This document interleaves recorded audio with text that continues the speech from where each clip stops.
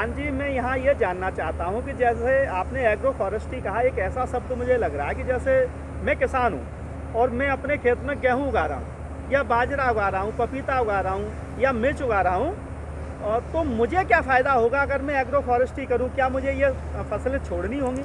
जी नहीं, आपको कोई भी फसल छोड़ने की आवश्यकता नहीं है। जी। मेरा कहने का पर्पज़ ये है कि आप एकल खेती पर निर्भर ना हो। यानी कि अगर मैं गेहूँ कर रहा हूँ तो मुझे गेहूँ नहीं करना है? जी हाँ, जी हाँ। गेहूँ नहीं करना है। आपको अपने खेत को छोटे-छोटे हिस्सों में बाँटना, पार्ट में डिवाइड कर देना है। पहली बात तो ये कि खेत की मेड़ पर पेड़ होना अति आवश्यक है। एग्रो फॉरेस्ट्री में ये पहला सिद्धांत है कि खेत में पेड़ होना बहुत ज़रूरी है। बहुत ज़रूरी है, बहुत ज़रूरी है। जितने ज़्यादा से ज़्यादा आप पेड़ लगा सकते हैं, उतना ही आपको फ़ायदा होने वाला है। जी। और पेड़ों में अगर आपको लगता है कि मुझे जल्दी इनकम चाहिए, मैं 15 साल 20 साल की बात नहीं करूंगा, मैं बात करूंगा 3 महीने की या 2 महीने से मैं शुरुआत करूंगा। तो आप गेंदे को अपना आधार में जोड़िए, छोटी छोटी चीज़ों को फसल लगा रहा हूँ उसके साथ गेंदा जरूर लगा। बिल्कुल गेंदा लगा सकते हैं आप। गेंदे के अलावा दूसरे फूलों के वृक्ष भी लगा सकते हैं जो आपके मार्केट में इजीली सेल हो जाए, जिससे आपका इनकम का सोर्स बढ़ जाए। चलिए, मैंने मान लिया कि मैंने अपनी कोई फसल लगाई, उसके बगल में गेंदा लगा दिया, मेरा क्या फायदा होगा इससे? इससे आपको 2 फायदे होंगे, 3 फायदे होंगे बल्कि इससे। पहला फायदा तो ये है कि आपका इनकम का सोर्स बढ़ रहा है, ठीक है, कैश क्रॉप है ये, कैश क्रॉप। दूसरा फायदा क्या है कि जैव विविधता होगी आपके खेत में, बीमारियां नहीं आएंगी। ये आपके प्रोटेक्टिंग लेयर का काम करे, कवच, सुरक्षा कवच बनाएगी आपके खेत में। मैंने कहीं पढ़ा है कि अगर फ्लावर प्लांट खेत में ज्यादा हो तो उस पे परागण ज्यादा होता है, फल ज्यादा बनता है। बिल्कुल बिल्कुल, ऐसा भी है क्या? हाँ, अरे जहाँ पर जितने ज़्यादा हमारे जैव विविधता होगी, उतने मधुमक्खियाँ आएंगी, भौरे आएंगे, तितलियाँ आएंगी। ये सारे जो हमारे प्रकृति के हिस्सा हैं ये लोग, और इनको खेत में होना बहुत आवश्यक है। अच्छा, जैसे अब तो चलिए मेरा प्रोडक्शन बढ़ा, बीमारी कम हुई, मिट्टी को क्या फ़ायदा होगा मेरे? मिट्टी को फ़ायदा आपकी को ये होगा कि एक तो इसमें जो माइक्रो न्यूट्रिएंट्स ख़त्म होते जा रहे हैं एकल खेती की वजह से या केमिकल खेती की वजह से, वो आपके वापस आएंगे। पहले आप देखते थे खेत में केंचुआ होता था, अर्थवॉर्म जिसको बोलते हैं, या केंचुआ ही नहीं, सैकड़ों हजारों प्रजाति के जीव हमारे मिट्टी के अंदर मित्र कीट होते हैं, वो ख़त्म होते जा रहे हैं। एक तो हम उनको वापस जीवित कर रहे हैं। अगर वो जिंदा हो गए तो आपको फिर मेहनत करने की ज़रूरत नहीं है। वो हमारे सहायक कीट जो हैं वो ही खेती को बढ़ावा देने के लिए जिम्मेदार हैं। मिट्टी सही रहेगी। बिल्कुल, वो ही मिट्टी को जिंदा करेंगे।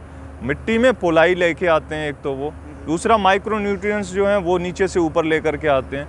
तीसरा एक कंसेप्ट ये है प्राकृतिक खेती में कि हम पानी को कैसे बचाएं। ये एक बहुत ज़रूरी बात है जिस पर मैं समय लेकर के बात करूंगा कि आज के समय में जो पानी की कमी हुई है उसके लिए सबसे ज़्यादा जिम्मेदार है किसान। बिल्कुल, किसान जिम्मेदार है, ये मानना पड़ेगा।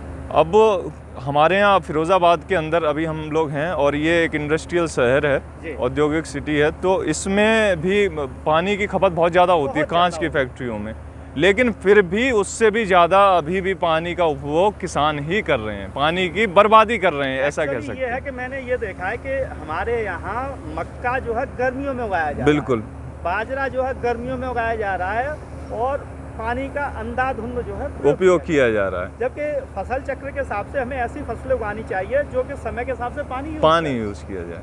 अच्छा, चलिए, एग्रो फॉरेस्ट्री में ये तो हो गया कि हमारी मिट्टी सही हो गई, पैसा हमें मिला, लेकिन मैं ये जानना चाहूँगा कि एग्रो फॉरेस्ट्री ही क्यों? आजकल बहुत सारी पद्धतियाँ हैं, मैंने देखी है, जैविक खेती है, सुभाष पालेकर जी की कुछ अपनी पद्धति है, बहुत सारे किसान हैं, तो आपको नहीं लगता कि यही क्यों?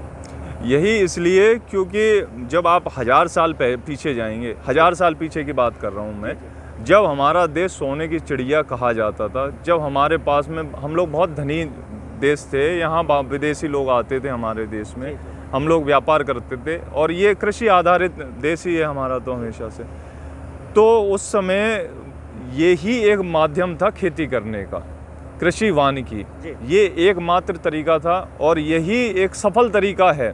क्योंकि मैंने लगभग 17-18 राज्यों की यात्रा की थी अपने खेती में आने से पहले, और उस समय मैंने सब तरह की चीज़ों को देखा, जैविक खेती को भी देखा, मॉडर्न फार्मिंग में पॉलीकल्चर आ गया है, जो इज़राइल का कल्चर है उसको भी लोग कर रहे हैं, बाकी दूसरी खेती भी, कई तरह की खेतियों पे लोग एक्सपेरिमेंट कर रहे हैं। लेकिन वास्तविकता में खेती में जो किसान को फ़ायदा होने वाला है वो ये एकमात्र तरीका है खेती में।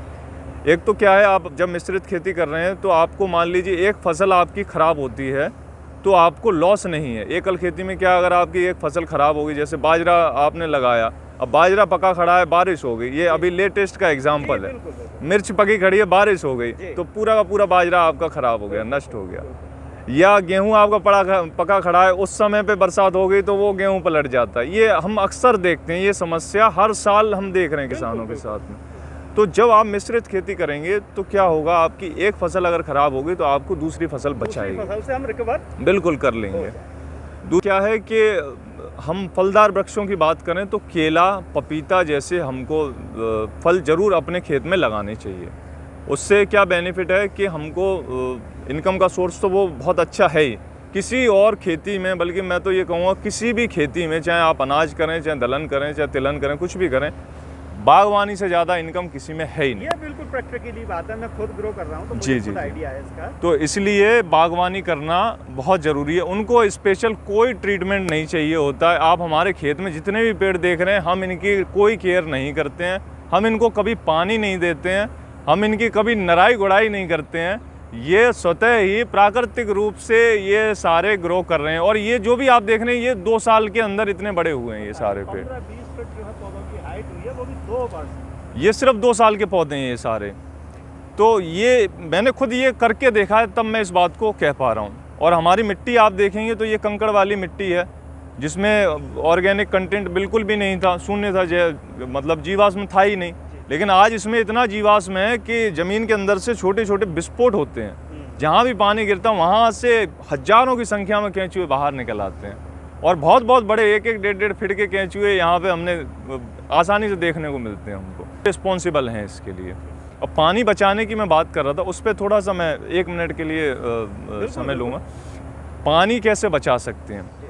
एक तो मिश्रित खेती में पानी की लागत कम क्यों आती है, ये एक बात करेंगे। हम मल्चिंग को इसमें शामिल करते हैं। अच्छा। हाँ, आच्छादन इसको बोलते हैं। मतलब क्या कि खेतों का अवशेष, मैं आज ही न्यूज़ में देख रहा था कि हरियाणा और पंजाब में पराली जलाती 3-3 लाख रुपए की पेनल्टी लग गई किसानों के ऊपर। बहुत बड़ा इशू है ये अभी इसका करें क्या, जो हमारा अवशेष है उसका क्या करें? उसको, वो इतनी ज़रूरी चीज़ है हमारे लिए। आप ये मान के चलिए कि एक तो जब हम उस अवशेष को निकाल के एक जगह इकट्ठा कर लेते हैं, एक तो वो जो जैसे आपने बीज से बीज या लाइन से लाइन की जो दूरी होती है, उसके बीच की जो खाली जगह है उसको हम उस अवशेष से ढक के रखते हैं। अच्छा, मल्चिंग कर देते हैं, उसको आच्छादन बोलते हैं। ज़मीन को ढक के रखना, उससे क्या होगा, 3 फायदे हैं।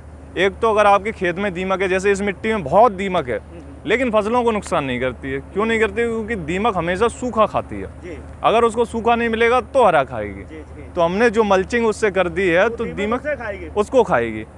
दूसरा क्या है कि सीधी धूप जमीन पे ना पड़ने से हमारे ज़मीन का वाष्पीकरण नहीं होगा, पानी नहीं उड़ेगा।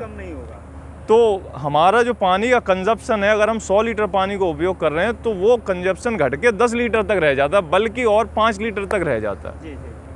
तो ये एक मल्चिंग बहुत ज़रूरी चीज़ है इसके अंदर, प्राकृतिक खेती में। तो पानी की बचत इससे इस तरह से होगी। दूसरा, जो हमने यहाँ पेड़ लगा रखे हैं, ये देख ही रहे हैं आप, इससे सीधी धूप नहीं पड़ेगी खेतों पे, या सीधा पाला नहीं पड़ेगा, तो पानी की आवश्यकता वैसे भी कम हो जाती है।